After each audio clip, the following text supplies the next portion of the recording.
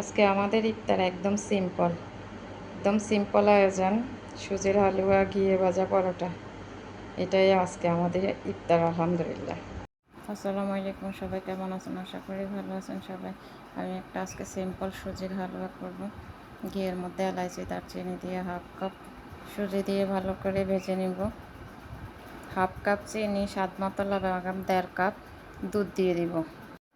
দুধ দেওয়ার পর আমি এখানে নারিকেল দিয়ে দিব। আপনারা চাইলে নাও দিতে পারেন, আমার বাচ্চারা পছন্দ করে নারিকেল। নারিকেল দিয়ে চুলাটাকে লো টু মিডিয়ামের মাঝামাঝি রেখে ভালো করে রান্না করে নিব নেড়েচেড়ে।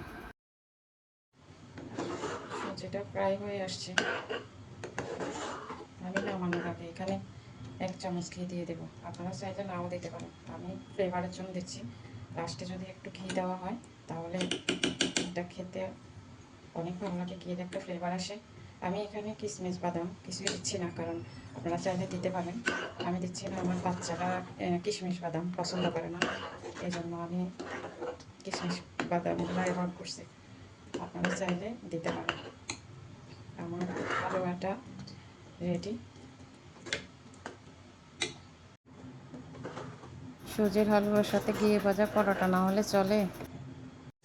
আমার বাচ্চারা ঘিয়ে ভাজা পরোটা পছন্দ করে, এই জন্য অল্প ঘিয়ে পরোটা ভেজে নিচ্ছি।